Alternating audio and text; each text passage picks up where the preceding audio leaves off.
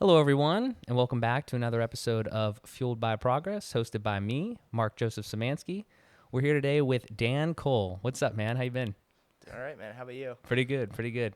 So for the people out there that are listening, we were chatting a little bit beforehand, but you and I met on the deck hockey rink somewhere, Yep. and now more play with your brothers and stuff like that occasionally still. But I want to dive into a couple things. I need to touch on this first though, because again, this was in my mind, and we just spoke about this, but the people don't know. Is this idea that you and we've met back then, obviously in person, and now we're connected on Instagram and maybe a couple other platforms and stuff, and we're seeing what each other's doing, and you're doing some amazing stuff, which we'll get into. But this idea of we don't actually see each other in person that often, and it's just social friends. Yeah, it's an interesting world we're in. Yeah, we touched about it. We touched on that. So it's super strange. It's becoming normal, but which is good because like I said, it's more connected. Yeah. But it's almost strange. So it's I have all these friends. It's I barely see them though. Yeah. So it's definitely an interesting time, and I think that as you continue to get into it, and like I said, we'll touch on a bunch of things here, but I think as your following grows and stuff like that, you're going to probably have a bunch of people that just random people that you've never met from across the country and stuff like that, reaching out to you. I'm sure you've already had that. Oh yeah, I have friends from outside the country that I talk with regularly, almost daily, and it's just how it is. Strange, but I'm kind of alluding to some things. So let's kind of backtrack for a second and just give me some context about where how you kind of got to the point you're at, and obviously it's and I mean you can describe that too, and then we can kind of dive into it, but just the context of where you grew up and and where you went to school and all that sort of type of thing.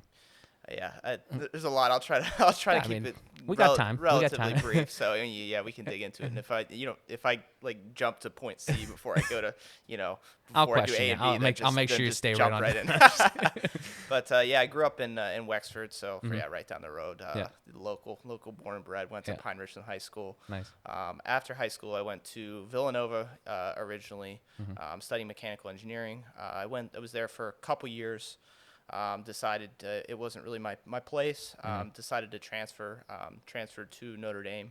After that, continued with mechanical engineering because I was good at it. I liked physics. I liked math, so it's just kind of seemed like it fit. Did that. Graduated in 2016. And then from there, with my degree, I am now working for FedEx Ground as a project engineer. So more as a project manager, more than anything right now, managing facilities, material handling projects. But in addition to that, I've kind of along the way picked up bodybuilding as well. Which is a high priority thing for me. Yeah, for sure. So I played hockey growing up. I played ice, obviously deck too. And I did lift, growing up, but I don't know. At a certain point, I have a tendency to go all in on things. So I feel that. That's kind of how I am. Resonates, So at a certain point, I was like, okay, I want to do this bodybuilding thing for real, for real. So my first competitive season was in 2018. I had been training for, it depends how you define it, but lifting since high school. So whatever, 2010 or something, 2009. But lifting seriously for about 3 years at that point. So I did that season, and I did 2 shows, did very well in both of them. The first show, I took first place in the novice class, third in the open, and then that was a local show in Pittsburgh with the OCB. And then I traveled out to California, actually, to Los Angeles in December 2018 for another show, another OCB show, and I won the open class, which actually won me my pro card in the OCB. So that's kind of the gist, general gist. Right now I do own a coaching business, DC Hypertrophy Strength. I do a little bit of coaching there. I'm doing a lot of little side projects here. I've got a house. There's a lot of things going on, but I keep busy. But that's a general gist. That's a high level. Man. Well, you got a lot going on, that's for sure. I try to keep busy. I like being busy though. Yeah, no, same. I feel you. I have a ton of like questions because I'm kind of doing, I don't want to say similar things, obviously, because I'm not jacked like yourself, but, but like at the same time though, I don't know where to start. Let's think here. So I think we should start probably back a little bit, like how you went to school, right? You went to school for, did you say mechanical engineering? Yes. So you got mechanical engineering degree. How was the transition? So when you come out of school, obviously everybody's in this weird place when they're going to college. Like you have friends, you have like, different things that you're doing, whether it's sports, bodybuilding, like things like that, or you're just interested in those types of things. Yeah.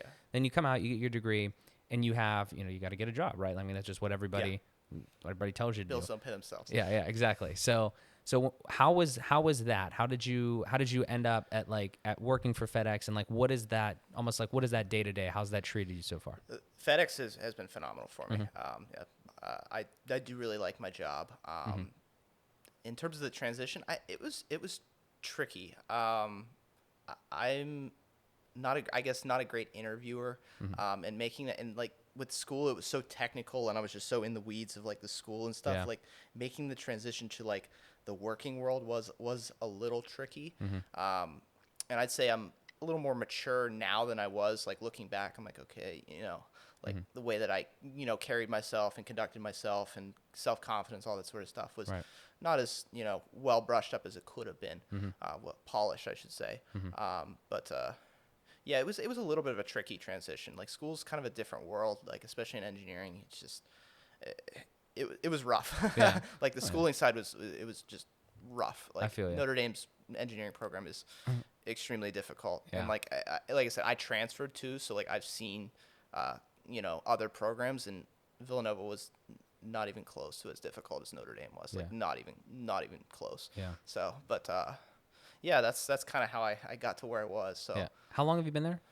at FedEx. Yeah. going on 3.5 years almost. So, Gotcha. which is crazy. It doesn't seem like it's been that long. Yeah. But What is your actual job kind of like entail, like per se? so management of projects essentially. So a lot of different job functions, a lot of different things that kind of fall into my scope. Obviously, project management, overseeing projects, the whole project life cycle, but also like submitting justification for, in terms of cost estimates for projects, cost justifications, funding requests, and then managing obviously the projects as well. So, making sure everything's on schedule, making sure, you're managing deliverables and all that sort of stuff too. Different contracts is Gotcha. It's a lot of paperwork, which now is virtual. Yeah. But Yeah, I gotcha. So, but you like it though. I do. Okay. So now obviously, I think that's relatively straightforward. I think that the more I'm not shitting on FedEx. Okay. Like I think that's I don't know where your package is. He's not delivering your package. I have no part in that. I think it is awesome that you went to school and you were able to get a degree, and now you're doing something that you enjoy, right? So the thing though, again, that's like, I don't ever like to pitch entrepreneurship because I'm more of like a self-awareness type of guy. Like if you were my friend and you're like, oh man, I love working at FedEx like 24/7 or whatever, like it is, like I think that's phenomenal. But you found something else is the point, right? Like you found something that is at least, I don't want to say, I mean, let me ask you the question. Do you like bodybuilding and coaching and all the things that we'll get into that I've seen you're expanding on this empire? Do you like that more than working at FedEx? Yes. Okay. There you go. So, so let's kind of dive into that. Let's start back where your journey began in like the fitness industry.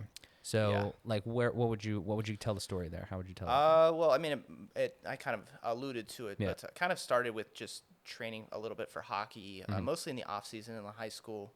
Wasn't really that into it, and then got into college and started lifting regularly.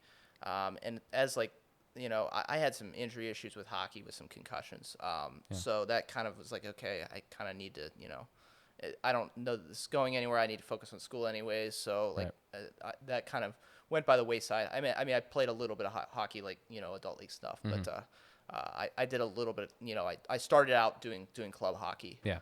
for like a month or two, and I was like, I can't do this anymore. Mm-hmm. So, yeah, from there I was like, okay, well, I'm lifting a lot, like, and then like I said, like Yeah. once I'm in, like Yeah. it's like I tend to go I feel you. in. So it's Yeah. like, yeah, that's kind of how I got into it, I guess. I dabbled a little bit with powerlifting, but really have found bodybuilding is Yeah. what I really like What's to do. the difference there? I think I kind of know because I've yet to allude to the fact that I am somewhat part of the fitness industry, even though I don't actually practice it. But we'll get into that because I'm interested to hear how this all started from, or like more of the influences. But like before that, what is like the kind of the definition when you say like bodybuilding versus powerlifting? What were you experimenting with, and what's kind of the difference in general? So powerlifting is specifically the three compound lifts. So you got the squat, bench, deadlift. How much can you lift? Yeah. Two powerlifting standards. Mm-hmm. Bodybuilding is building. So Mm-hmm. it's just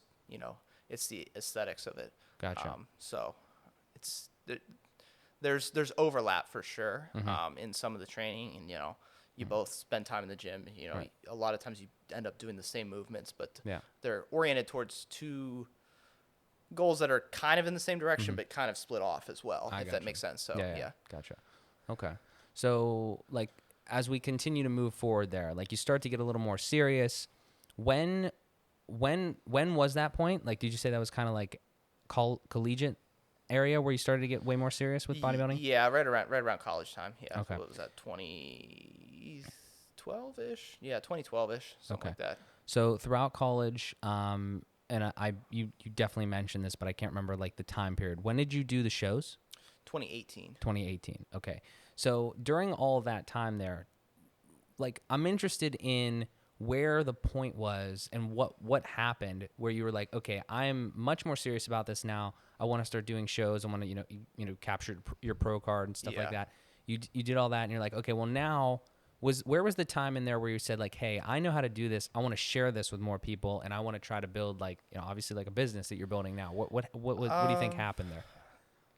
So I guess there's kind of two things in there. So I decided in college, I was like, okay, I eventually want to compete in bodybuilding. Like I knew at that point it was not the right timing for it, just with school. School was so busy. Yeah. So I knew that I needed to wait a little bit, but I knew in college, right around, I'd say probably, because there was actually like, in 2012, I was kind of resistant to the idea, like, I don't want to be a bodybuilder. Like, Yeah. there's all this stigma around it, but some of it's not entirely inaccurate all the time. I mean, but Yeah.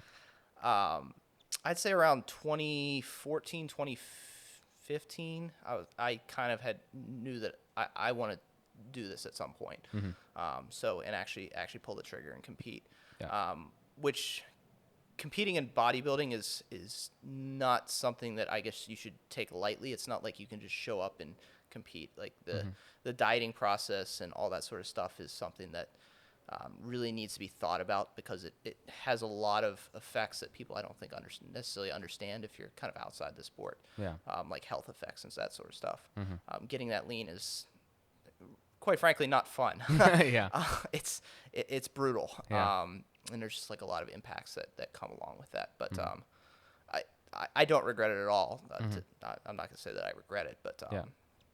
the timing wasn't right at that time in college. So at one point in 2018, like early 2018, maybe April-ish, one of my buddies said, "Hey, there's a show in November in Pittsburgh. You should think about doing it." And I'm like, "All right, I'm doing it." I'm like, I'm pulling the trigger now. Like I need to pull the trigger. Yeah. And I think that's an important thing to know is that like, or just like to understand. I think a lot of people can kind of be like, I'll do it later. I'll do it later. But like at a certain point, you got to pull the trigger. Like, and I think making that jump and pulling the trigger, committing, is something that can help in a lot of endeavors.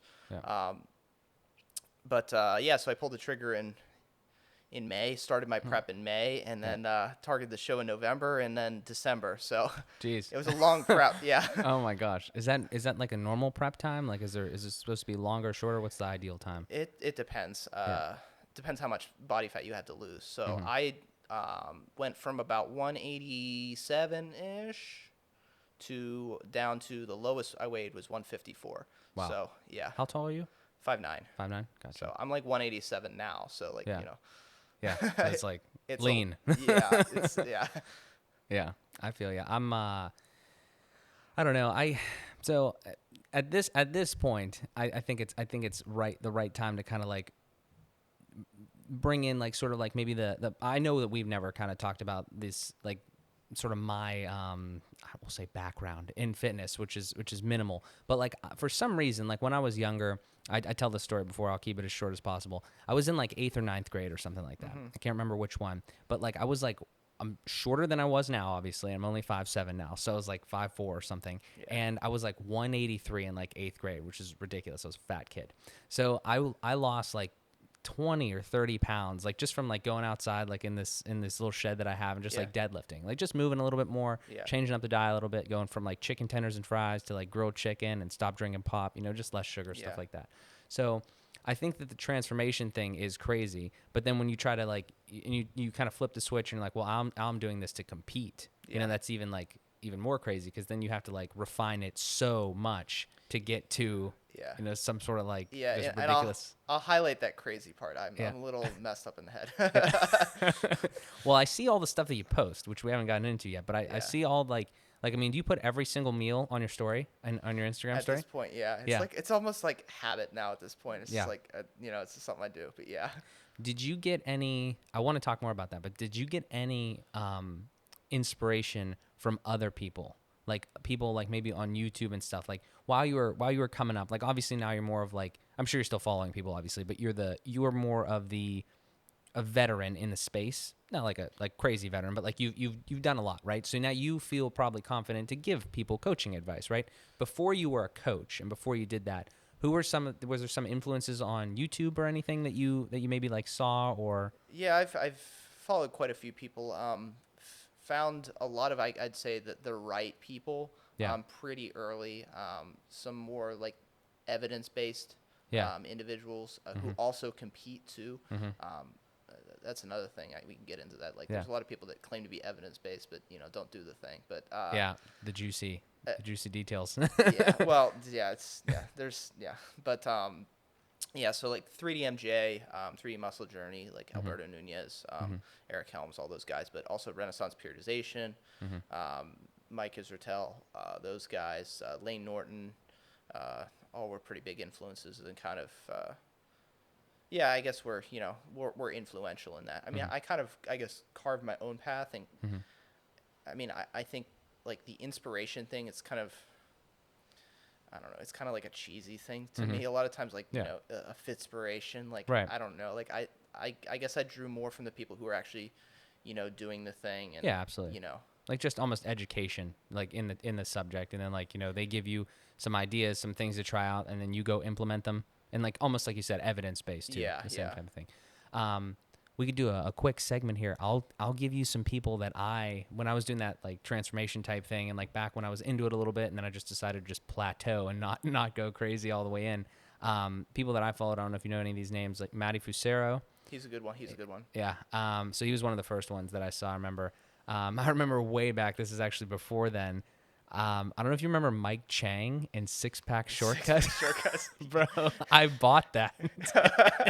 He's practically a meme now. I bought that, and then I was like, nah, this is stupid. And like, I was like, yo, can I return this? And I think he gave me my money back, and I could keep it. It was so fun. It was so crazy. Like that was. He was big back in what? He was huge. What time was that? That was probably like 20. I mean, I was in literally like 8th or 9th grade. So a little young.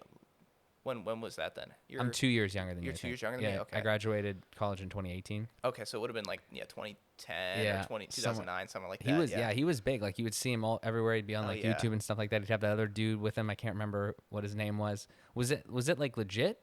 I mean, I don't even know. I think it was more of like a fad thing. I haven't even seen him anymore. Like he's kind of completely faded.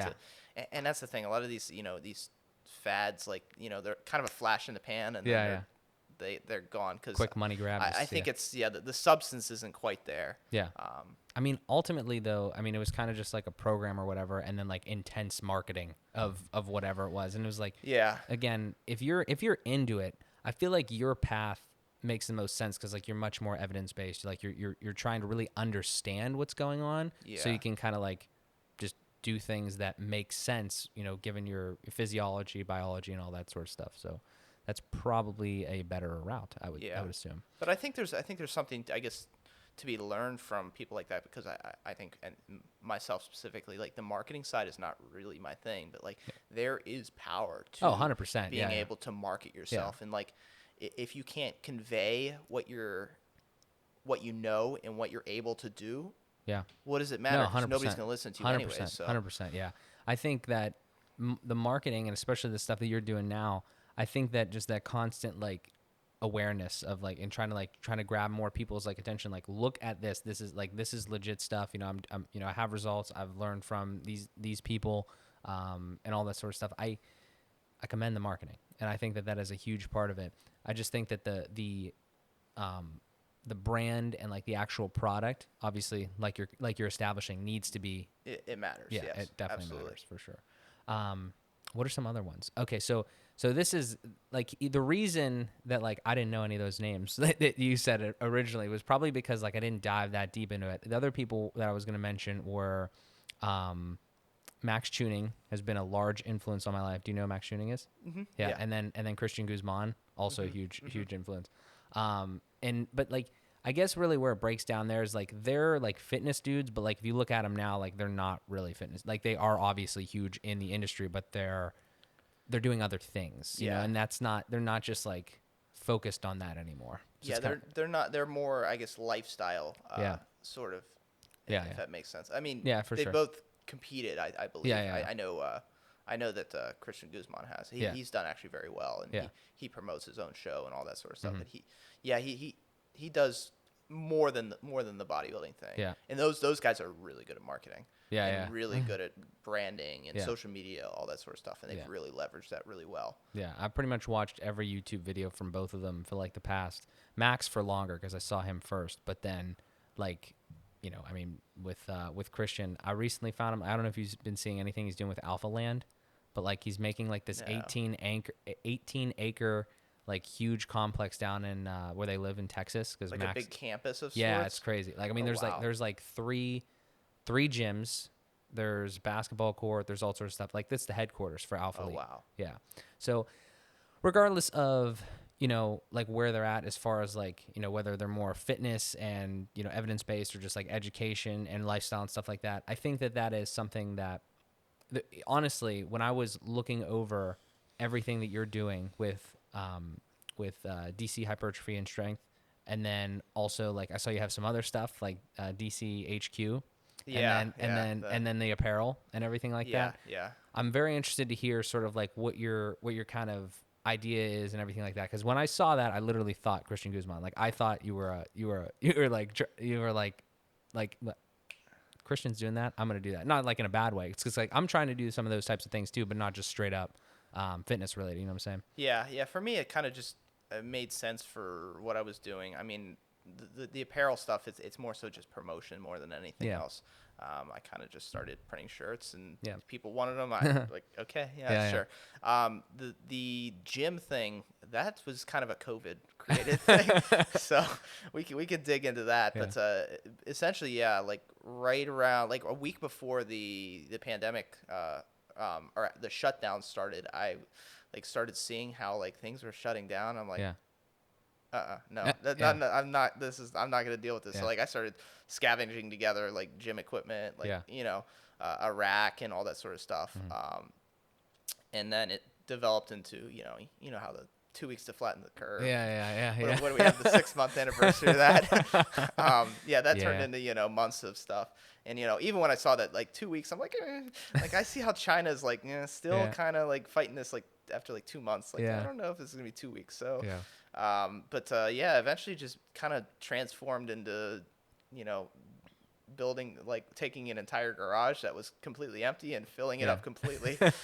And now it's there's a lot there. So Yeah. my brother Ryan Yeah. has helped me quite a bit with that gym as well. Really? Oh yeah, Yeah. tons. He's always finding me new stuff, and Nice. Nice. and we've been doing a little bit of like flipping, refurbishing, all that sort of stuff to help fund it, and all that fun stuff. Were you were you going to a public gym before?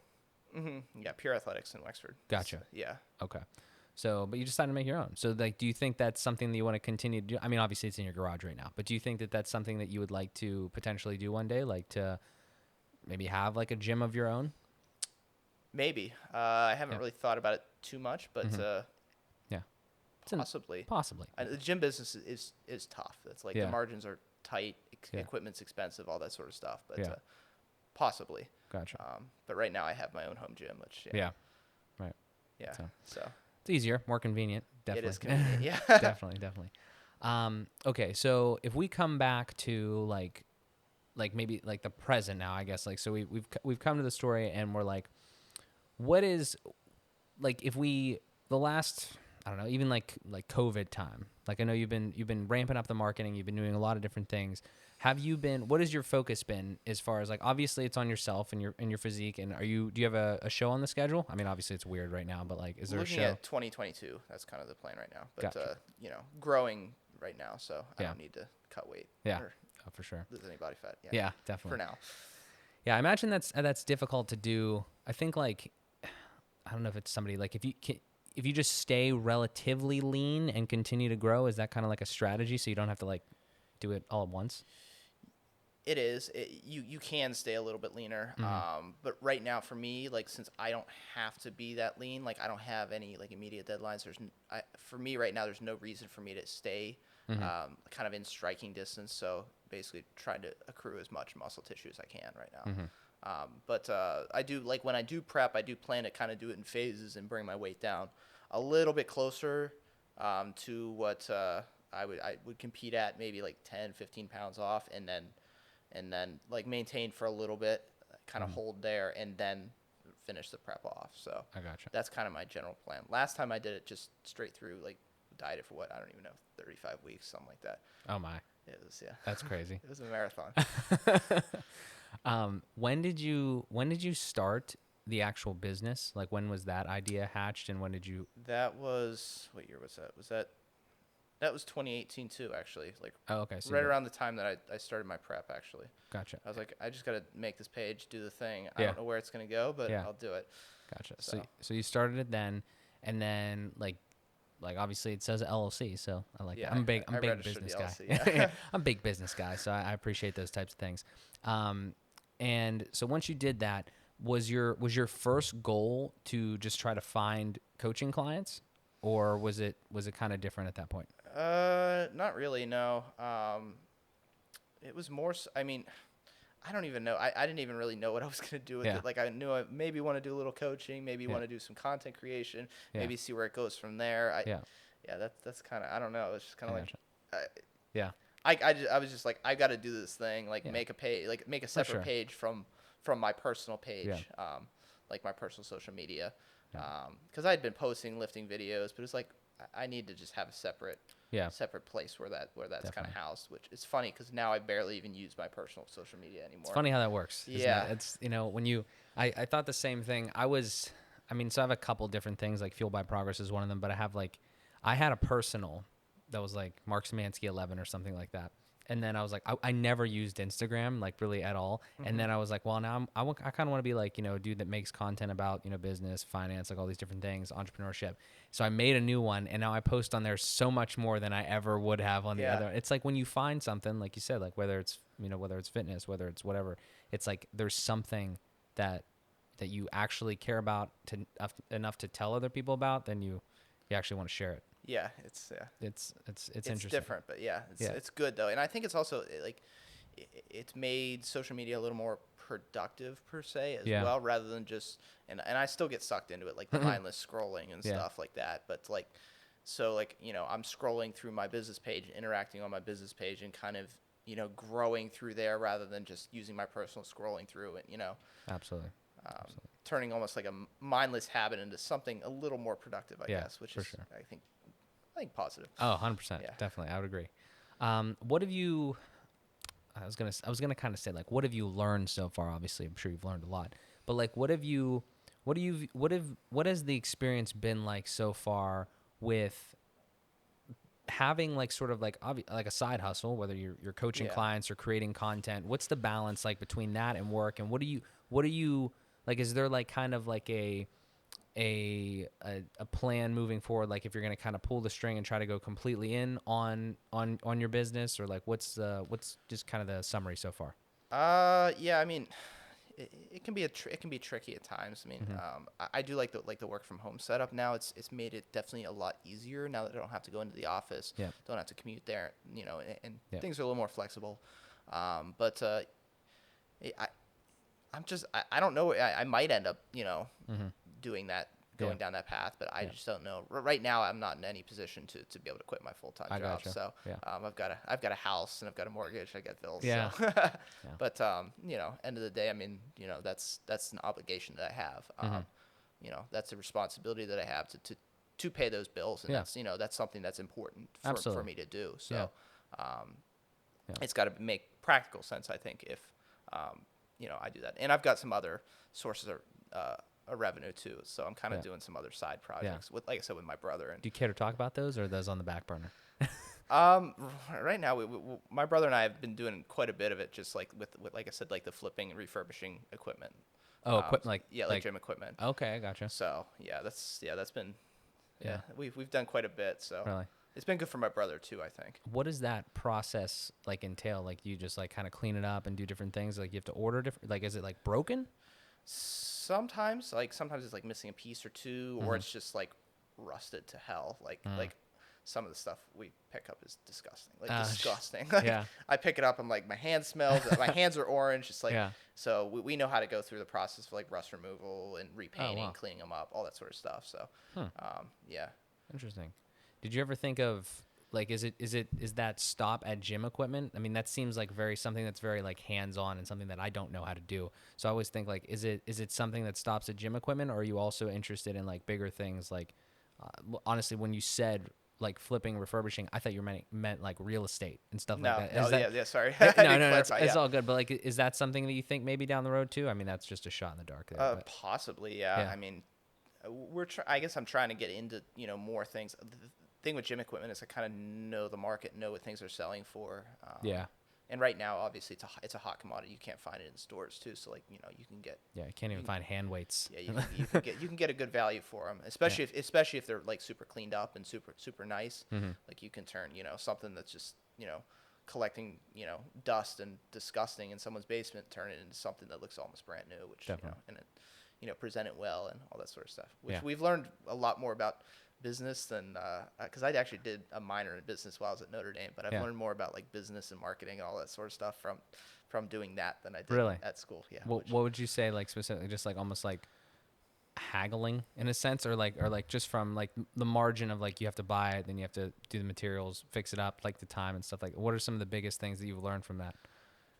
Yeah, a lot of different things. I mean, like and like you kind of implied, like on the refurbishing side, like how you can refurbish things, how you can make things better, how you can fix this, how you can do this, but also like from a marketing perspective, like how to take good pictures of things. Like if like a lot of the listings that we find are just like pictures of stuff in the basement, and it's like weights, and it's like there's no description of it. Like there's a ton of stuff, and we'll do like mental math and like figure out how much it is. But if you can actually take a nice picture of it, make it look good, actually clean it up, present it well, describe it well, that you can get a lot more, you can make more on it. So, and then people that are coming are more confident in what they're getting too, Right.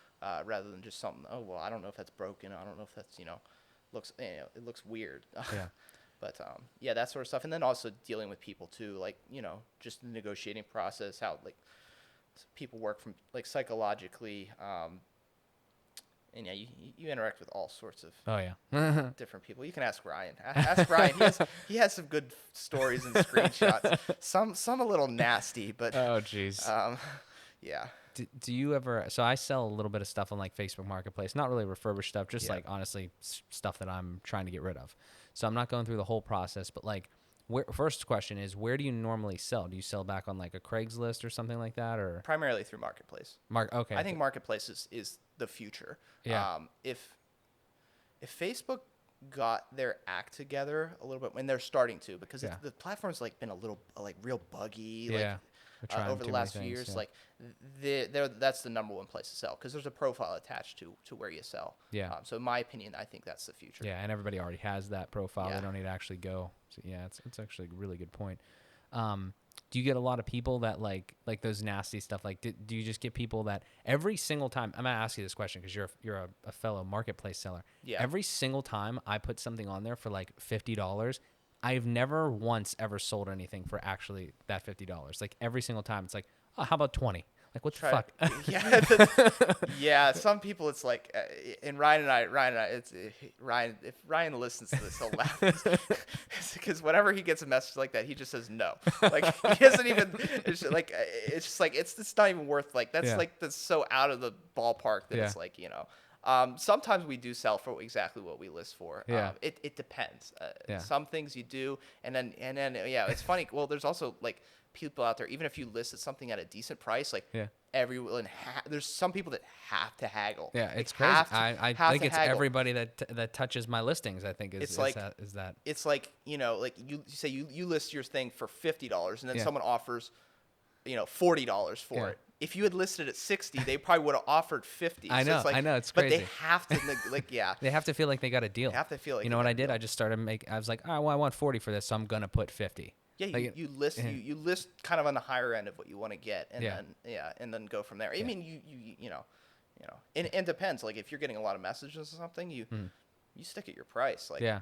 if it's in high demand, like, okay, maybe Right. maybe that price is right. Maybe Yeah. someone will pay that. So it's like, it's kind of a Definitely a learning experience. It's- Like it's- yeah, that's what I like you mean. said, for sure. That's crazy though. Do you think that has more potential as far as, obviously you're just kind of like going with it, obviously, because that's something that, supplemental income is always tremendous. But do you think that is something that has a lot of potential moving forward? Like what's that actual market like? Do you like, how often are you finding things and flipping them? Is it pretty regularly? pretty regularly. I mean, it's like you go through phases where Ryan's good on marketplace. He's better Yeah. on marketplace than I Yeah. am. But we'll find stuff every day for like a week, and then we'll go a week without finding anything. It really depends. And people's listing habits are different. It's all about kind of finding the right listing. Yeah. And location's important too. Like, is it 10 minutes down the road? Is it 2 hours down? 2 hours Yeah. away, like in Ohio? Yeah. So yeah. That's definitely tough. Yeah. Did you do that for, like, was that kind of the beginning of when you were building the gym and everything too? Did you kind of do that the same way? Just found like the good stuff and kept it? Yeah, actually, it kind of started with my birthday's in April, and Ryan brought me a bunch of equipment, and I'm like, he's like, happy birthday. I'm like, like at that point, like there were like 45-pound plates in there, and my eyes lit up. Yeah. So I'm like, oh my god, I've wanted more 45s. So I'm like, okay, but we have these other plates, like I don't need the rest of them. I'll just sell the rest. Like, and he knew that we were gonna do that. Yeah. And I was like, holy crap, there's some money to be made here. And Yeah. then we started like buying for my gym, and then kind of selling off some of the extra stuff, and then Yeah. it turned into like, okay, there's money to be made. There's opportunity here. Yeah. And like I said, with we picked up on the like the refurbishing side. So like I started refurbishing some of my own stuff, and then I'm like, okay, I can do this in refurbish, rusty stuff. I can, clean up a barbell that's just orange and turn it into something that, that is presentable. Because I mean, under the surface, it's basically, Yeah. it's a good bar. It's just Yeah. it just needs that rust removed. So, Yeah.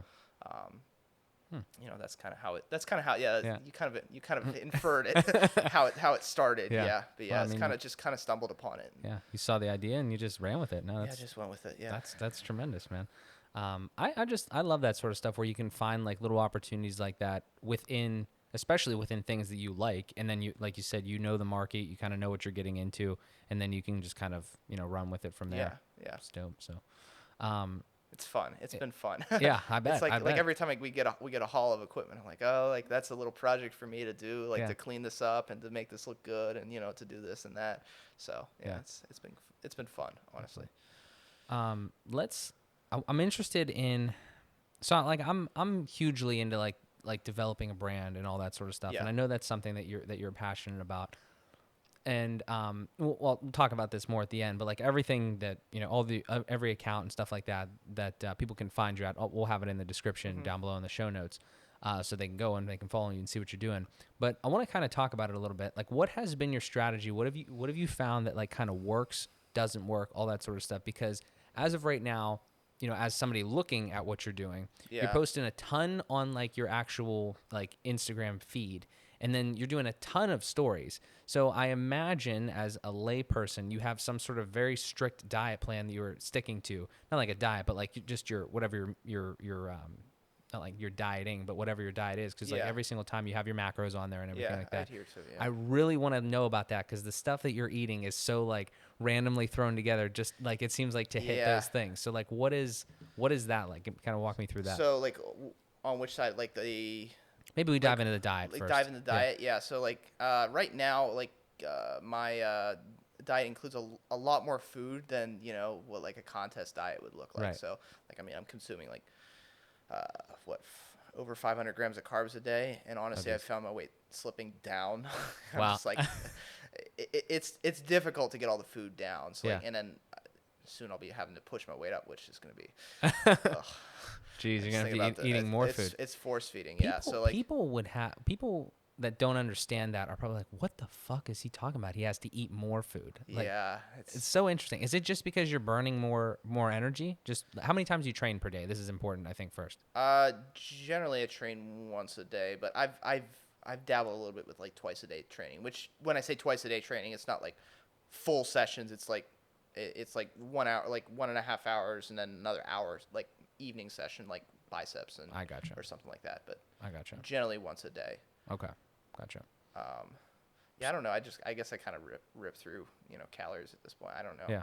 Like I mean my fat is low too, so it's like I'm interested in the science, because I think that this is really, like you said earlier, where it breaks down for people is like, if you want to lose weight, like that's not even what we're talking about right now. But if you just wanted to lose weight, I think that if you just attacked it from a scientific, Yeah. biological, physiological like perspective, it's probably going to be relatively straightforward, and you just do what you have to do.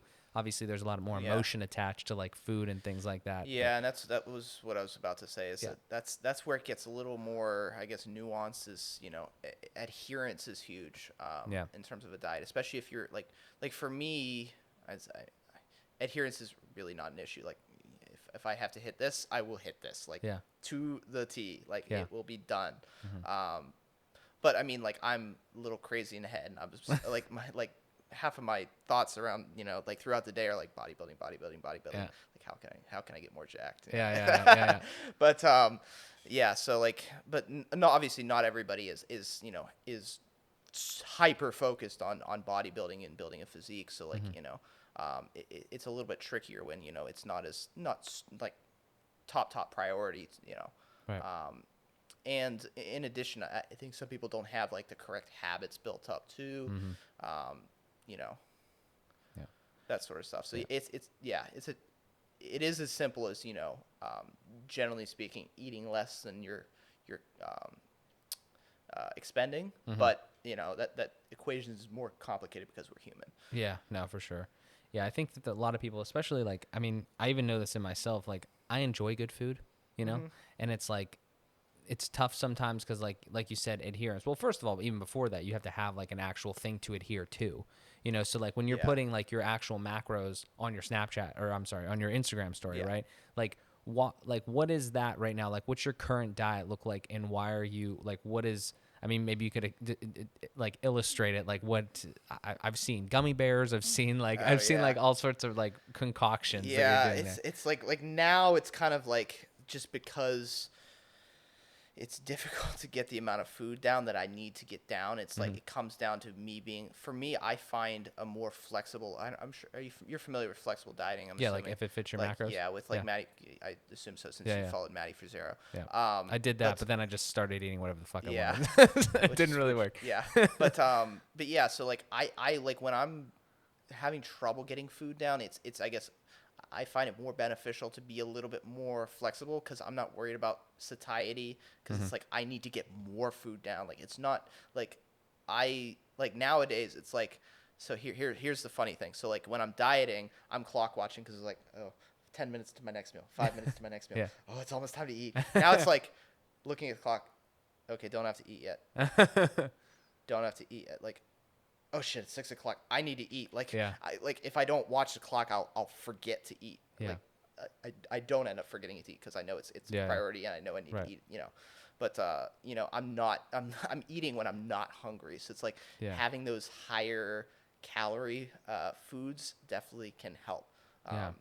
Because if I were eating like, and if you notice like I eat a little bit of vegetables, but I opt more for like fruit nowadays than I do vegetables because just vegetables just fill your stomach. Like, and it's just like I don't feel like having just like there's a brick sitting in my stomach all the time. So opting for higher calorie foods is of benefit right now, I'd say, to kind of make things a little bit smoother, a little bit easier. But when I'm dieting, I like dieting actually trying to trend my body weight downward, trying to lose fat, I will opt for a little bit of a different approach. So I'm a little more, I'd say, strict with the types of foods that I fit in because the way that I'd look at it, like you can fit like, with flexible dieting, you can fit, say, cookies in your macros when you're dieting. But the way that I look at it is like, what's cooler, losing fat and not being hungry or losing fat and eating cookies? Like, I'd rather just not be hungry, and why make it more difficult on myself than it needs to be? Right. So I guess I employ a little bit, like I leverage that flexible approach, but I leverage it differently depending on the phase of dieting that I'm in. Yeah. And not everyone needs to be, constantly pushing the weight up, pulling it back down, like doing all that sort of stuff, but and periodizing it, and phasing it. Yeah. But yeah. I gotcha. Does that make sense? No, yeah, for sure. Yeah. I mean, I've definitely heard of like flexible dieting, if it fits your macros, all that sort of stuff. And then I imagine, again, I tried partially to do this type of thing. There was a period in time where I was kind of tracking everything. But again, I don't know what the fuck happened there. It kind of just fell off. But like what I think, to give more context, maybe some people out there that have never tried that, right, and are just kind of hearing that, maybe they've seen, maybe they'll check out like your story and stuff like that, and they'll see the things that you're eating. What is every day, you said that you train every day, so is every day the same right now? Like currently, are you like eating not the same exact stuff, but the same macros and the same like training schedule? Essentially, for the most part, I do have one off day from the gym, but mostly the same.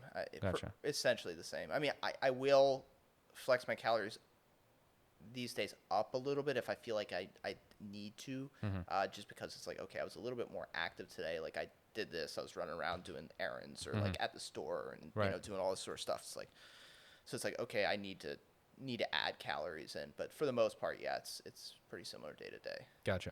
So when people do see like your macros and everything on the screen, try to like walk me through like what a typical day is for you as far as right now, like the macros that you're hitting, and then like your sort of, I don't know, just what you're doing so people can kind of like understand it a little bit and, maybe try it, maybe not, maybe adapt it to what they're doing. Yeah. So like right now, like my total calories, like 3,450 per day. That's about maintenance for me right now. So like right now I'm just trying to hold my weight for a short period of time before I get fat and try to push my weight up, and it's gonna be fun. Bulking. It's gonna be really fun. Yeah. I say that very sarcastically, but gotta do what I gotta do. Yeah. But 3,450 calories a day. Majority of my carbohydrates around training. I actually should back up. So like 50 to 55 grams of fat, right around 500 to 530 carbs, and then 230 protein. I kind of let the carbs fall where they may. I shoot for the calorie target, the fat target, protein target. Carbs just kind of fall for me. But so majority of my carbohydrates are around training. Right now, it's a little bit more backloaded in terms of I eat more carbs after I train right now, just simply because I can't stomach like 160 grams of carbs and then go train because I'm just going to throw up. Yeah.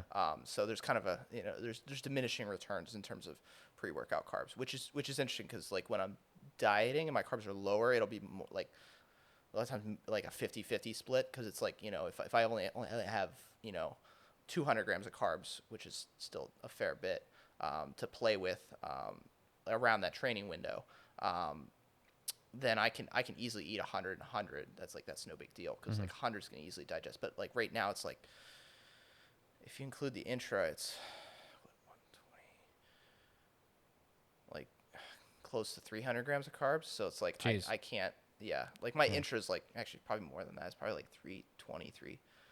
Yeah, and there's certain like when I push my weight up, it'll be like close to like 400, 450, like around that training window. So like pre-workout, intra-workout, and then post-workout. So for me, it's like kind of a strategy of making sure I don't throw up. Yeah. Like Wow. using You say intra. leveraging. Yeah. You say intra like while you're working out. Yeah, while I'm training, like You're eating. uh, Like like an intra drink usually. oh, okay, gotcha. So like Gotcha. like carbohydrate I powders. gotcha. Yeah. Interesting. Okay, so and then how many? What does that really break down to? Do you do like a meal count per day? Is it? I eat five meals a day, and Okay. then protein equally spaced, or similar amount of protein in each meal, like generally between 40 to 45 in each meal. The last meal I like a little bit higher in protein, just because I'm going to be essentially fasted for 10 hours until my next meal in the morning. But Yeah. Okay. Oh, that's actually a good point too. Like, what did you ever try, or do you? Well, I guess maybe at this point, like, it doesn't really make any sense. But like, did you ever do intermittent fasting? I think that's maybe that's a fad thing, or does that actually work? never did it. In terms of so there's two discussions. You can discuss optimality, and you can discuss how adherable a diet is. I think that's a bad word. There's another word for that. Yeah. Adherable. I don't. It works. So like optimality, I don't think intermittent fasting is an optimal approach in terms of building muscle. Simply because you're not elevating leucine frequently enough. Like you're specifically fasted, and leucine, like it's generally best to space them meals about 3 or 4 hours apart. In the literature has shown that.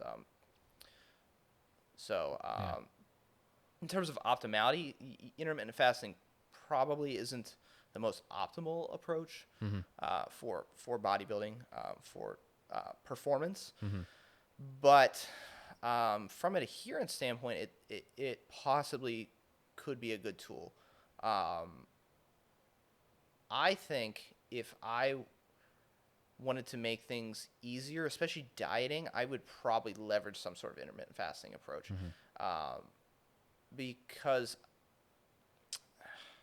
and maybe this is personal to me, like when I'm dieting and I'm like actually hungry, when I eat, I a lot of times find like I eat and I'm like, I'm still hungry, like even after like the end of the meal. Whereas like if I would actually have a longer period of time without eating, it actually might make it easier to keep my calories down. Yeah. But yeah, that's kind of does that make sense? Yeah. I mean, because I've heard a couple different things. So like intermittent fasting with a 16-hour window or 8-hour window, 16-hour fast. I've also heard of, and I slightly experimented with it one time, OMAD. So like 1 meal a day, where it's like you eat basically you eat all within like I guess like an hour, 2-hour window or something like that. But again, if you were trying to eat like 3,400 calories in 2 hours, I don't know how easy or That'd be awful. yeah. That would be awful. I could have done it like actually, yeah, and I did do it at the end of my prep. Yeah, when I was a bottomless pit, yeah, I could easily do that. Like not even a question. Like in like I could eat that in like 20 minutes. Yeah, but yeah, I guess it depends on what you're eating too. Yeah, it does depend on what you're eating. But at that point, I was a starved individual. Just emaciated, just needs to eat something. It's a different world, but yeah. So I think it's important to make this distinction too. So like everything that you're doing right now is specifically for bodybuilding. Yes. So like if you were going to coach somebody, or if you were going to talk to somebody, like we said, kind of context, like this is probably not an approach that you want to take or even makes sense to take if you're just trying to lose some weight or just be healthier overall. Yes. Yeah. So was this something that you were always following though? Or did you kind of what was almost the run up? Like, you don't need to give me your entire history of like dieting and stuff like that, but like where did you start? Or maybe what's like almost an intermediate between this and where you're at now? I think if you can gain a general understanding of how macronutrient calories work, I think that can get you a long way. Rather than I say demonizing foods, like specifically classifying as good foods versus bad foods. I think that's just a common misconception. So like with bodybuilding, it's like, okay, well, bodybuilding show you eat clean. You just eat clean, and all of a sudden you just magically get shredded. It's like, no, it doesn't really work that way. Yeah. But and like certain foods don't make you inherently store more fat than others. But it's like on the other side of it, like understanding how satiety works. Like, you could eat, even, if you eat 200 calories of donuts, like that's just not that filling. Like, it's so easy to just rip through like a box of donuts and like, but like, put a bowl of like broccoli and brown rice and chicken breast in front of you. Eating 2,000 calories of that would be painful, painful. So it's like understanding, that, okay, a donut isn't inherently evil, but it's like, is it a good choice, given the context of what you're trying to do? Yeah. So like everything that you do seems extremely like analytical and like logical in all this. And I think that you're probably one of the best. I think that's probably like one of the best mindsets. Let me ask you this question. Would you say that you like food? If that's kind of like a weird thing, but like, do you did you ever have a problem, honestly, with like almost like eating for mouth pleasure, if that makes sense? I don't know if I ever had an issue with it. Like, do you ever like crave pizza just for like almost like no reason, or is your mind more like geared towards like, I'm using food as a tool, not as like a? It's primarily used as a tool. Yeah. But like right now, if I like want pizza, I'll just figure out how to fit it into my macros. It's not like, with the amount of food I'm consuming, it's not hard. Yeah. It's not hard. But honestly, like right now, I don't really have like massive cravings for food, just because like I said, most of the time, like it's like, oh, 6 o'clock, I gotta eat. I'm not even hungry, so it's like, I'm not really craving like.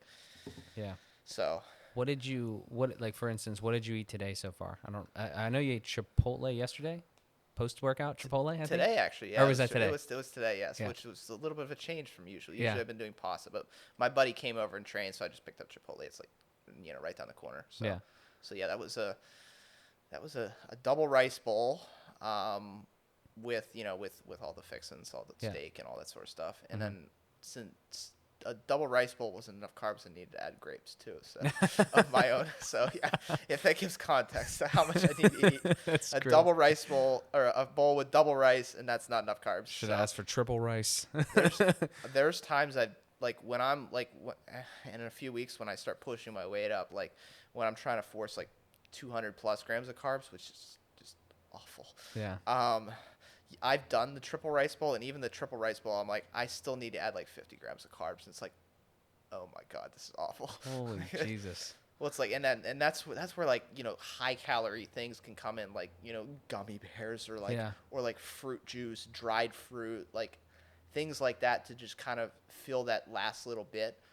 Because at that point, like, it's just, I just need to get carbohydrates down. Like, I'm not like, I'm not worried about being deficient in specific nutrients or anything like that. I've eaten so much whole food, and I mean, and when it comes down to it, like, a majority of my diet is whole food.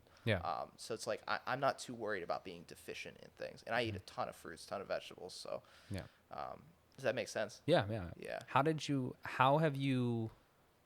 I put this? Like, how did you arrive here with like this type of diet or this type of knowledge and stuff like that? But like, really, I'll give you my perspective, and I think maybe some other people. It's like, obviously, I kind of did the thing, like, I bought like a scale, and I was like weighing things, and I was like checking nutrients, and I was trying to like understand how much, like, just educate myself, right? Like, on how much is in, like, a cup of rice or something like that. Like, what's the macros and stuff like that on that, meat, different things like that. That goes a long way. Yeah. And like, I started to realize, like, oh, I can kind of like gauge it a little bit. Are you way past that point now, where like, do you even have to like weigh things, or do you have to like check stuff, or like, how does that process work? I do weigh all my food. Really? Yes. Yeah. I mean, like right now, like if I go out to eat or something like that, like I'm not gonna weigh my food, but like, like if I'm making it myself, I weigh it. But I'm a crazy person, so well, I mean, I kind of like that. You're like, dedicated.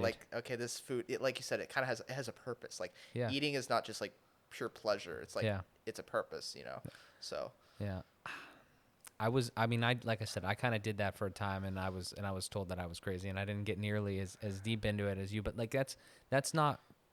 I don't feel that way. Like, I feel like you're dedicated to like doing something, and I honestly feel like for me, food, I would say a lot of times is more of like a mouth pleasure thing. Like for instance, like what I've been doing, I would say probably almost like a year. I've definitely been experimenting with it off and on. Is just like almost more of like a 1 meal a day type thing where like, because I feel that intermittent fasting, if I only give myself a certain amount of time to eat, or I just like restrict it, like normally, like honestly, I don't even really eat breakfast because I'm not really hungry when I wake up. And then like I'll eat later in the day, either 1 meal in like the afternoon and then go play some hockey at night or something like that. Yeah.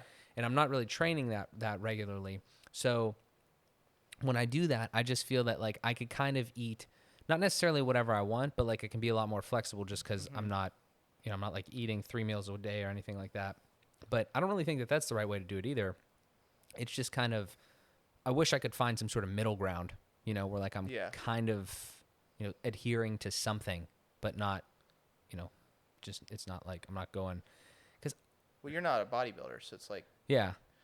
But I mean, I do still you want to be need to do it, I still want to be healthy though, Yeah, but it sounds like you have a pretty good, understanding of like how how I guess foods work, micronutrients work, all that sort of stuff. So like Yeah. you kind of have a nutritional uh, understanding of just like Yeah. this isn't bad food versus good food. It's like there's there's more nuance to it, and Yeah. I think you kind of understand that. Yeah, I just think that like especially like kind of almost the I don't know, I don't want to say like the way I've been raised and stuff like that, but just like influences on me and stuff.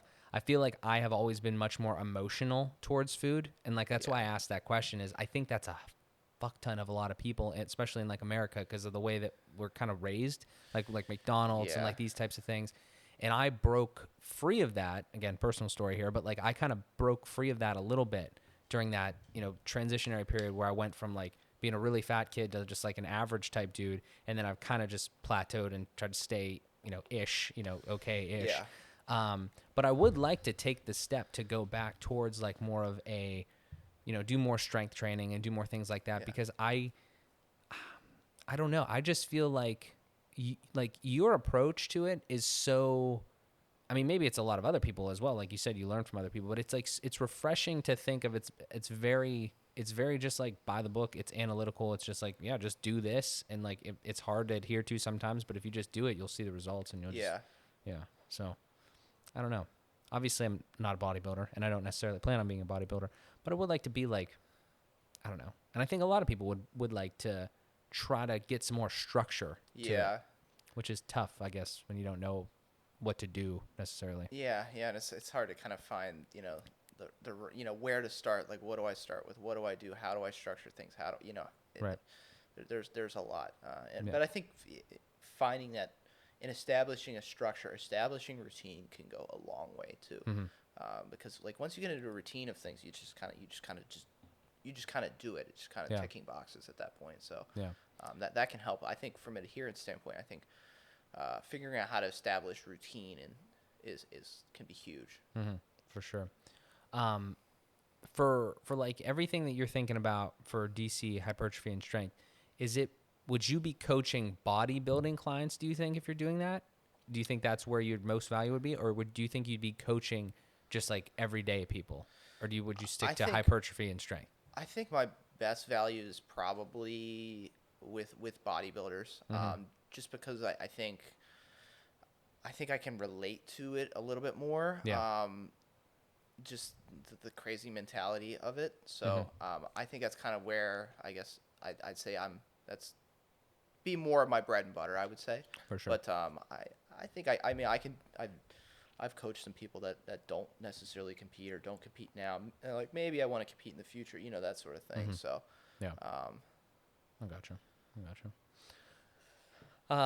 Yeah. So what else? We're jumping all over the place, but that's cool. I have so many questions like on everything they're doing, because I think it's so, I think that the way in which you're attacking this is just, truthfully, I think one of the biggest things that I've noticed is just like sort of the self-awareness that you have. Like you said, it's you're so dug into like bodybuilding and everything that you love, and you like you said earlier, like you're just going like all in on it. And the way that you're kind of building DC hypertrophy and strength and the coaching and everything like that, I just think that I mean it's something to model after, whether you're in that industry or something else. I think it's dope. But if we talk about more of again, the things that you're doing now, specifically on social and stuff like that, what is kind of where's your mind at with that? So again, we talked about a little bit like the stories and everything like that. Then we got off the tangent on like all the stories about like what Yeah. you're eating and stuff. What is your goal, or actually more so, what kind of results have you seen from that? Have you seen like a large uptick in people like kind of following the content and kind of engaging? Yeah, I definitely have. Believe it or not, when I won my pro card in 2018, I had like 100 followers on that Yeah.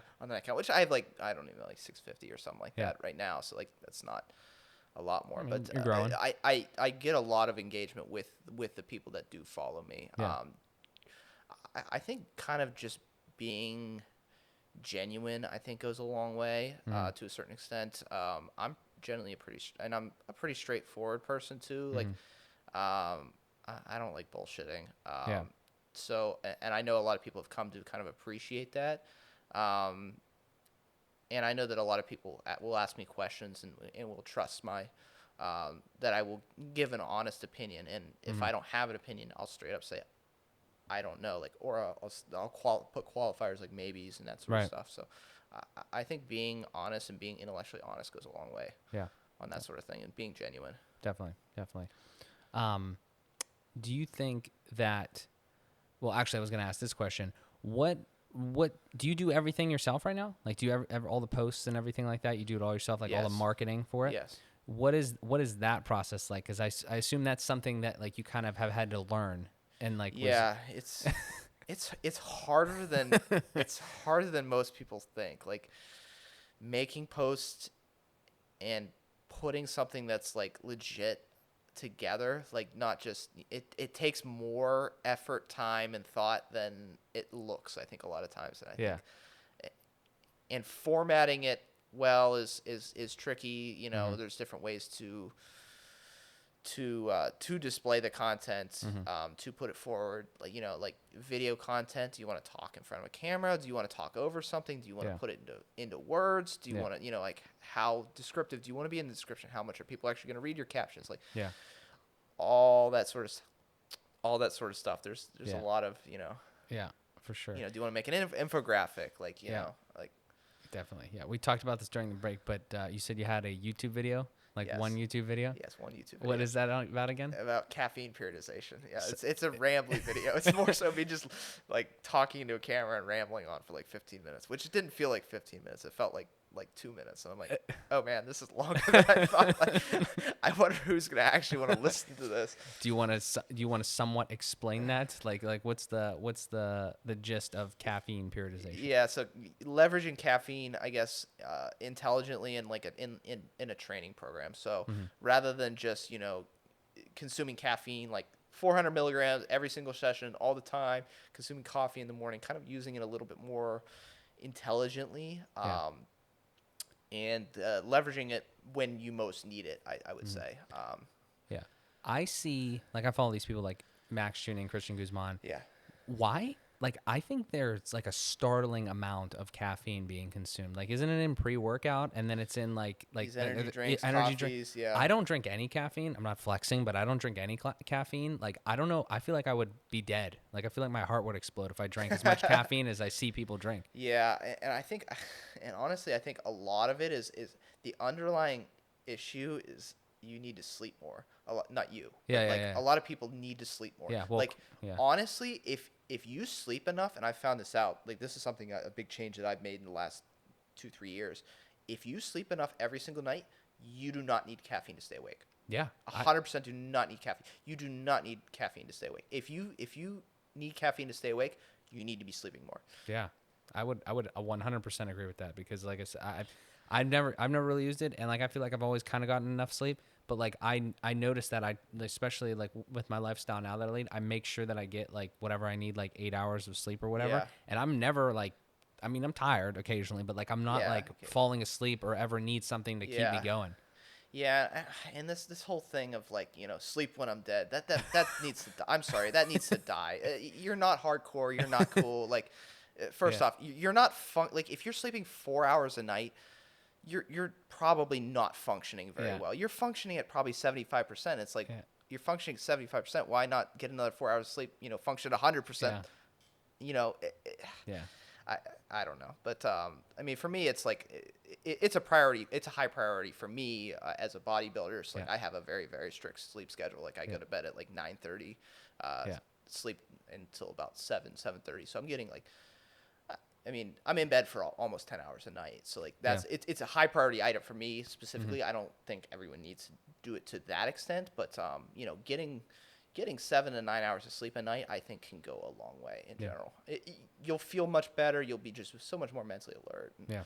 it's an overlooked Definitely. thing, I think. Definitely. But yeah, I don't know. I mean, I just think that that the stuff that I see is just mind-boggling. How much people are like consuming caffeine and It's a stuff. drug. It is a drug. Yeah, you're absolutely right. I mean, Yeah. and I don't know. I just like you said, just get more sleep. Like, A lot of times that's the solution. Yeah, you don't need more coffee. You need more sleep. yeah. You know? So hopefully they find the error in their ways there, because honestly, I just keep going back to the thing that I literally think my heart would explode if I was that crazy. Like, I mean, you just become dependent on it though, don't you? Yeah, you can. I mean, and it can be useful too. Like caffeine isn't like inherently evil. Yeah. It's definitely very useful, but it's like, you know, it can be abused essentially. Yeah, definitely. How much? It seems like you've learned a ton about the science. You know, going back to like actually like bodybuilding as like as a science and like Yeah. kind of using your body in a way that most people don't. Like, what did I'm not gonna try to ask you to explain the entire biologic situation going on, but like what are some like tips you can give to people, or like maybe like even where you kind of found some of that information, or like just like what your mindset has to be to just be healthier, but or be a bodybuilder or something like that. I think just understanding just some basic principles can go a long way. Mm-hmm. Avoid the people that are peddling like the X diet or Y diet, like Yeah. and it might work. You know, it might be a useful tool, but it might not. Like the keto diet, the paleo diet. I don't know what are all like, cutting sugar, like cutting dairy. Like it's like. Do you not believe in any of that? Like, do you not think that that's like somewhat legitimate? In maybe for certain people or certain contexts, but Mm-hmm. I think they're often being parroted as useful for everyone, which I Yeah. don't think I was going to they are. ask you about the carnivore diet. Do you think I should do that? I don't not a huge fan of the carnivore No? diet, but maybe. Have you maybe actually for some tried it? people. No, Oh, no. No. no. But like just like just from the almost like what it is and like any sort of literature and stuff like that, Yeah, I just don't think there's a lot of backing to it. Yeah. Yeah. I've heard I watched some Joe Rogan on occasion, and he talks about it occasionally, and like I don't know if you know who Jordan Peterson is. Yeah, I know he switched to it. Yeah, it's like because of like psoriasis and stuff. I actually have psoriasis to a small degree, probably nowhere near close to like him or his daughter Michaela had. But like I was thinking about it, but then I was like, I don't know if that's even possible. Like like the adherence of that seems absurd. Like just like a big steak for breakfast and like all the time. Like I don't even know where you begin with something like that. I think you run the risk of being micronutrient deficient as well. I mean, maybe for some people it might be appropriate, but I'm no doctor, but yeah. Yeah, I don't know, but that's interesting. You're just by the book, man. I like it. It's the engine. I'm an engineer, just through and through, man. Yeah, I feel analytical and to a fault. Yeah. To a fault. I mean, well, I don't know. I don't know if you can really like take it too far with that. I mean, again, like you said, you're alluding to like kind of going crazy on these types of things and going all in. But honestly, I think it can. Like, if you get to the point where you overanalyze and overthink to the point where you don't take action or don't do anything, it's like it's just definitely real. Yeah. I mean, I see that a lot in myself sometimes, like with less now, but like even like in business and things like that, like when you're trying to think of like what to do, or marketing, if we go back to that type of thing, like like where to put certain things and like how to market stuff, but just kind of putting it out there and learning as you go from experience and feedback and all that sort of stuff. I think that's probably a better way to do it than try to like get almost like arrive at the perfect answer before even doing it. It's kind of a balance there. Like eventually, like you have to be like, okay, this is good enough, put it out. Yeah. You know, rather than, this is good enough. I'll look at it later. Like I'll review it a little bit more, and then like a week later, it's like I've never posted it. It's like, Yeah. well, I should have just put it out there, and Yeah. What has your experience been with that so far? I mean, it's slightly off topic because it's more of like the delivery of the content rather than the actual stuff itself, which we've talked about a lot. But like, I'm interested in that because again, like I'm branding, marketing type of guy. Like, what are some things like any like tools and stuff that you've used to try to market the brand? Like, do you use like any tools for like to make your posts and stuff like that? Like anything that use like Photoshop online. Photopia is Oh, the online. yeah. I love Photopia. It's great. Yeah, that's fantastic. I've used that before. Have you ever heard of Canva? No. That's a good one too. Is it a similar? It's like the same thing, but it's like, yeah, you can't do like, I don't know how to put it. Like it's more like for like editing a photo, but not doing anything crazy like in Photoshop where you can like cut things out and stuff like that. Yeah. It's more for like making almost like graphics. Like they have a bunch of templates. And I'll send you a link. Yeah, send me But it's solid though. It's free. They have a pro version, but you can do most of the stuff in the free version. But I'm so surprised you knew about that. Like I haven't heard so many. It's good. Yeah. Well, it's like I grew up using Photoshop, and then like I didn't have Photoshop on my computer. I'm like, let me see if I can, because I was like trying to edit It's something. a clone. Quick. I'm just like, this is exactly the same. Crazy. It is a clone. It's so crazy. Like, I don't know if that's legal. I don't know if because as soon as I saw, it, I was like, what the fuck? But, but we didn't make it. We just use it. But it is literally a clone of Photoshop online. It's bookmarked. It's bookmarked on my computer. It's crazy. What else do you use? I think establishing a template with a lot of those things can help too. Oh yeah. Like a template of like just a starting point, like that you can just modify from, rather than doing everything completely from scratch, can go a long way too. Yeah. I'm putting my business hat on now. So like, what do you have? So you have Instagram that you're highly involved with. Yeah. You have a website that has apparel and other about like information, sort of about coaching, like service and that sort of stuff. I know you have a couple other Instagram accounts, DCHQ, DC Apparel, or all that sort of stuff. Have you thought about like, I want to say like it kind of goes back to the marketing thing. Like, are you marketing them all together? Or are you kind of just marketing like you and your progress and your coaching, or is there more to a different plan? Yeah, I mean, my primary account that I use is my DC Hyperstrength, just the main business account. But I kind of created the other ones because I got to a point where I'm like, maybe this kind of deserves kind of like this little offshoot sort of brand. And I just created the DCHQ one, like I don't know, it was a week or two ago, something like that. So I was like, okay, like maybe I'll post some stuff on there. Maybe that'll be cool. Like I'll post some gym stuff and like some random stuff there. I don't know. So. Definitely. I think it's cool. I think the separation is always cool because it kind of gives people like different outlets if they do want to follow one thing or the other. Yeah. I mean, especially when you start getting even more diverse in the things that you want to do. Like, if you wanted to do something with like the restoration of equipment and stuff like that. Yeah, I can see myself doing that too. Yeah. So I think I mean, obviously just developing skills that are going to be able to be used on all sorts of different things, whatever you decide to do. Yeah. And just kind of trying things and, figuring out what works, what doesn't, what you like, what you don't, what people like, what people don't like, just kind of try and definitely. What has your experience been? I see you're wearing one of the shirts right now. What has your experience been with the apparel so far? I know a lot of people that are trying to get into this, myself included. Yeah, I mean, I think I don't know if I mentioned it specifically, but or I think I did. But it's more so as a marketing thing for me. So that's I kind of made it as a marketing thing. But some, I could say, important things for if you are looking to do apparel is, first off, don't cheap out on the apparel. Like, don't buy like the cheapest cotton. Like, opt for a nice, like, they're not expensive, but like opt for like a nice tri-blend material that people will actually wear. Yeah, is a good thing to do. Gotcha. Yeah, that's a tough one. I've been looking into a bunch of different like solutions and stuff. Like, there's a bunch of things online now where you can kind of like print on demand in a sense. Like you can basically make a shirt and then post it somewhere, and you don't have to actually hold the inventory. They can just buy it. Yeah, and then, I know people that do that. Yeah. So there's that, and then you could also like obviously buy the shirts in bulk, and then And then sell them. take them and get them printed or do it Yeah, yourself. and like actually ship it and stuff like that. Yeah. That's what I've done is I bought all the shirts and then I had somebody locally print. Yeah.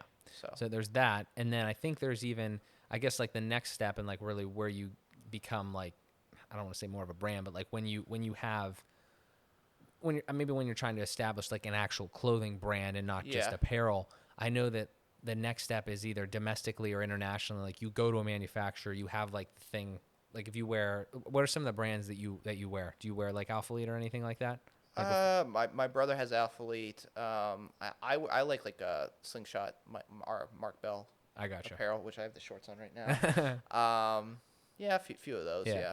I follow, like I said earlier, I follow Max and Christian, and I know like the way that they do it is they literally have it custom made basically overseas, like China, Yeah. Vietnam, stuff like that, and they have, you know, you get the whole thing. You get samples, you get the sleeves, like, you know, custom fitted to like, Yeah. like, you know, I don't know, whatever width or whatever, more of a taper towards the waist and stuff like that.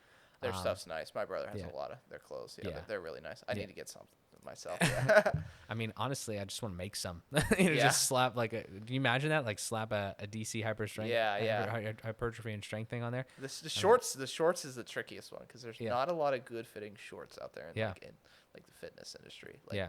there's a few that make it, but like the standard, you know, like Next Level, like those brands, they do Yeah. well in the shirts, but like shorts, like all of them, I have trouble fitting in those. So. Yeah. It's interesting. I mean, that's just like, I guess that's normally like the go-to, especially for, you know, promotion and marketing and stuff like Yeah. you said, because it's just so, I don't want to say it's easy because it's not easy, but it's so like kind of accessible in a way, or it's Yeah. just like, I don't know. It's also cool to have something tangible, you know what I'm saying? Cause like Yeah. everything that you do either in fitness or in a lot of industries now is so online, and it's like, well, this Yeah. is cool. This is content. Everyone loves content. You should absolutely do it. But at the same time, it's really cool to have something with your name on it, like that people could wear, that Yeah. people could use, you know. So You never know if somebody, you know, asks about this or asks about that, or somebody follows you because of that, or Right. you know, like you don't know. And yeah, yeah. There's just, I don't know. It's just a cool thing to have, and best of luck with that, man. I think it's dope. I think that you should continue to do it just because, like you said there. I mean, it's just more exposure, more marketing, and stuff like that. So, also, like, is that your phrase, like chalk up? Yeah, I kind of coined that. People liked it, so yeah. That's nice. Is that almost written in like a chalk? I did use font? like a chalk font. Yeah, I should have worn it today. Yeah. I like that. Well, it'll be in the description and everything like that. But that's dope, man. Thank you. But yeah, I mean, we've pretty much, I think, ran the gauntlet with everything here. I mean, we went from hockey to your current job, which you touched on, and then, you know, like almost every aspect. I mean, we could absolutely. I'll have you. We come back on and talk more about the science. I'm just so. I am so interested in that, but like at the same time, it's like I need to like. I feel like that's one of the things that I would probably just like you go all the way in on, and Yeah. I don't know. I don't know if it's ridiculous of me to like assume that I don't have the time to be not like a bodybuilder, but just like in, you know, more healthy, right? Like, Yeah. do you, like there's got to be an intermediary There where like you definitely could is, yeah. kind of be like healthy and somewhat shredded-ish, not like shredded, but like somewhat like Yeah, lean. Lean Yeah, carry and- some body or carry some muscle on your frame. Yeah. Yeah, that sort of thing. yeah, that would be my goal. So I got to Yeah. figure out how to do that. We'll figure that out at some point. Yeah. But yeah, man, I appreciate you coming on. Thank Yeah, you so much. Absolutely. I want to hit you with the last 3 questions. This is kind of like a surprise segment for all of our guests. So, surprise. But the last 3 questions, haven't figured out a name, final 3, last 3, whatever. But they're just 3 questions that I kind of came up with. Like I said, I ask every guest, and because I think they really like tell a good story and they kind of bring everything together. So the first one is, it could be anybody, it could be people, it could be whatever. What are your top 3 like biggest influences, would you say, on your life so far? And to give you some context of what that means, and to give you some time to kind of think about that, maybe is like they could be people like in your life, they could be people indirect, they could be like bodies of people or entities or something like that.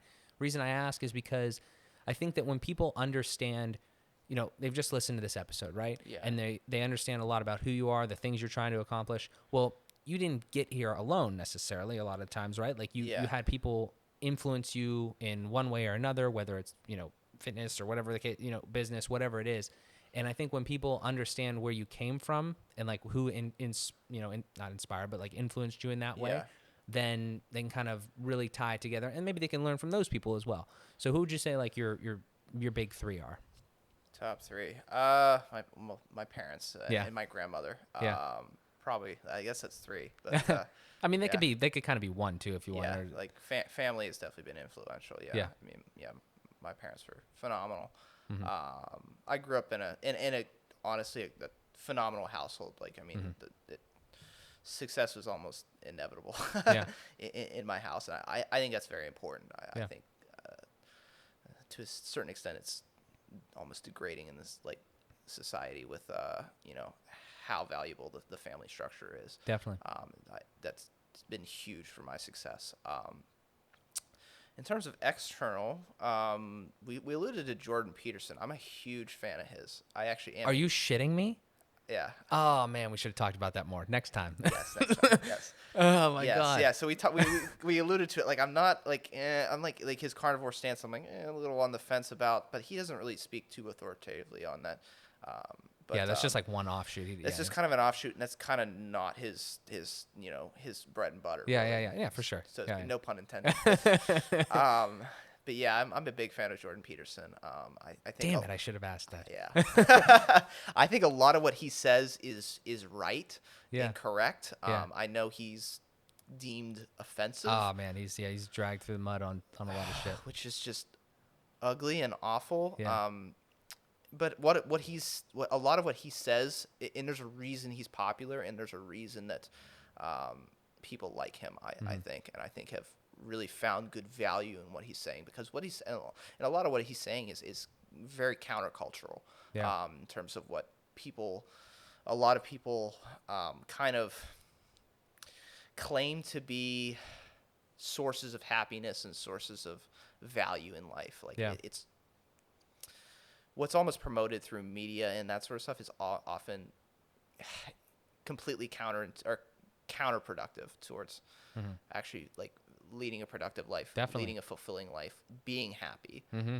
Especially in like today's society, when how many people are depressed and Yeah. suicidal and all that sort of stuff. And like, we live in the most affluent time ever. Yeah, And it's like yeah. all these things are coming to fruition at a higher rate than they ever have. And it's like, why?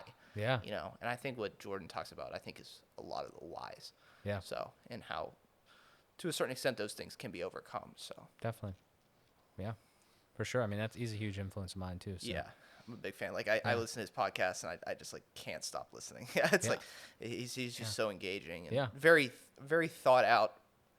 I like how he's very deliberate in his speech too. Yeah.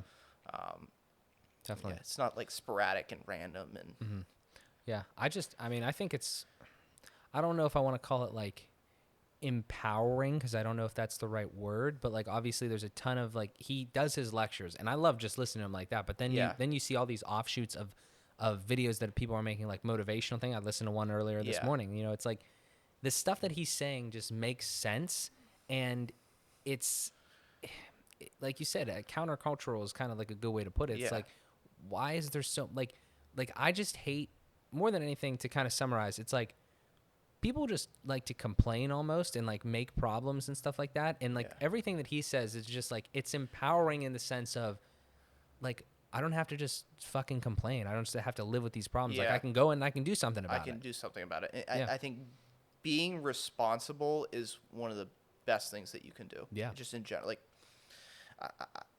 it's almost like I think people seek almost a complete abandonment of responsibility. It's like, that's a bad idea. Yeah. That's a bad idea. Yeah. Like, yeah. That's not a good idea. Yeah. I was in one of the videos the video that I was watching earlier was like, you could be a person, or you could be like, I don't actually know the definition of nihilist, but I think that that's kind of on the same lines or something. It's like you can live a life of meaning or no meaning, and then like in the the one or the other is like responsibility or no responsibility, and it's like, well, if you have no responsibility, like like you just said, that's absolutely not good because You have nothing to live for, Yeah. nothing to do. Like it's like yeah, and then what you end up just drinking or like yeah, seeking pleasure yeah, to fill that gap, and it's like, and then it's yeah, it's crazy, man. Shit, I didn't know that. yeah, big fan of this, yeah. Nice, dude. Ah, man, I should have picked up on that. It's almost like multiple people. Like that's again too, Yeah. like how I alluded to. I think before we started or whatever. Like the people that I love having on the show, or just I mean everyone honestly, but Yeah. especially like-minded people that are ambitious and stuff like that. And I feel like we all have something like that is Yeah. similar. Maybe it's not Jordan, maybe it's whatever, but it's just you The seek that. mindset, and there's commonalities of Yeah. values, and Yeah. You seek that responsibility. You seek something, a life of meaning, fulfillment, and whatever it is. I mean, Yeah. again, it could be fitness, it could be strength, it could be bodybuilding, it could be whatever. Yeah, I don't know, but that's dope, man. Did you have a third? Third. We got so far into the Jordan Peterson, which is good. Yeah. I don't know if I can come up with a third. It could be literally anything. I mean, it could even be like the community that the almost bodybuilding community that you've learned from, like evidence-based dudes that have just had a positive impact on you. Yeah, a lot of the people that I've met through social media have been, that definitely, and through bodybuilding have definitely been influential, and through my competitive journey, a lot of people that have supported me and all that sort of stuff as well. So Definitely. So a lot of good influences like that. Okay, so the second question is kind of like maybe something that we kind of just talked about, but like, what if you could give your best life advice or whatever type of advice to somebody listening, or just some random person, kind of what would it be? So anything that you've gathered so far, what's your best advice? yeah, and we kind of alluded to it. Just I think be self-responsible. I think the best form of self-care is self-responsibility. Yeah. I think it goes a long way in leading a more meaningful, fruitful, happy, productive life. For sure. And better for everyone around you too. Yeah, definitely. I mean, yeah, we could talk till we're blue in the face. Definitely. Yeah. I think next time you're on, I think that the two big topics are, one, obviously where you've gotten to, if you've gone all in on DC Strength and Hypertrophy, and like just the journey there. But the other big thing has to be like all that sort of stuff, like self. I don't know if you follow Jocko. If you Jocko Willink, yeah. Like what does he have? It's like extreme ownership type thing. So I think that's what he dubs it. So like, yeah, just like self-responsibility and just like how you live your life and how it affects other people and just all that sort of stuff. Yeah. That is huge for me as well. So again, very we'll go common. into the weeds of that one. Very next time, common. Yeah, we could have hours long discussion on that. Okay, and the last one is kind of a layup. It's just we've alluded to it a couple of times. Obviously, you're doing a ton of stuff on social media. You got all sorts of stuff. You have your website, you have apparel and everything like that. We will have links for everything down in the description below for anybody that wants to follow, hit you up, or anything like that. But maybe if you just want to put it here, like what are some of the things you're working on, or some of the places people can find you?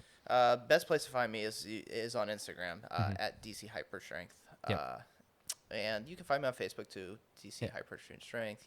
My website, DCHyperstrength.com. Some of the other ones you can find those links on my profile too. So that's, I guess, the best things that Gotcha. best places to find me. Yeah, what I'm working on, mostly a lot of the same stuff. Just trying to grow, trying to get better. All that sort of stuff. Sweet man. But yeah, like I said, everything's in the description, so make sure you go follow Dan. But I appreciate it, man. Thank you so much. Having me on. Yeah, This was good time. this was a great talk. I learned a lot. I know our viewers did as well. And just thank you so much. Appreciate it. Yeah, absolutely, brother. Yeah. Ladies and gentlemen, this has been another episode of Fueled by Progress with our guest, Dan Cole. Thank you guys so much for tuning in. We really appreciate it. And we'll talk to you in the next one.